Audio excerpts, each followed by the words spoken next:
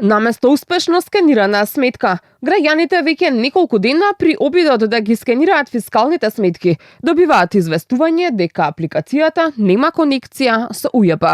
Ова е уште еден во низата проблеми со конектирањето на граѓаните со оваа популарна алатка. Од управата за јавни приходи велат дека станува збор за технички проблем, но засега не откриваат што точно го предизвикало прекинот, ниту кога апликацијата повторно ќе биде целосно функционална.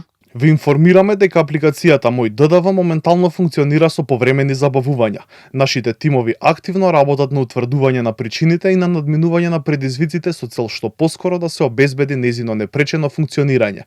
Ви благодариме за трпението, разбирањето и довербата. Проблемите со УЈП не се новина. Во изминатиот период имаше и доцнења со исплатата на повратот на данокот, што предизвика незадоволство кај корисниците. Иако во јавноста постојано излегуваат информации дека проектот можеби ќе се укине, министерката за финансии и директорката на УЈП секогаш го демантираа тоа, но нагласуваа дека Мој ДДВ според нив не ги дава очекуваните резултати.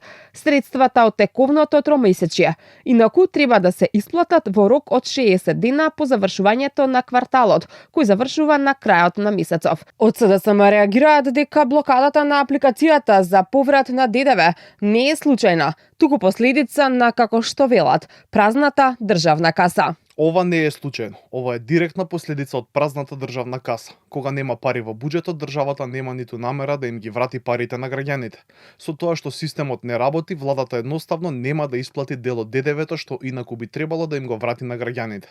Ова е уште еден доказ за тоа како функционира оваа власт. Во меѓувреме, додека апликацијата Мој ДДВ се соочува со проблеми со функционирањето, од УЈП објавија нова листа на должници. Според податоците кои ги објавија, станува збор за над 5000 физички и правни лица кои должат речиси 13 милијарди денари данок.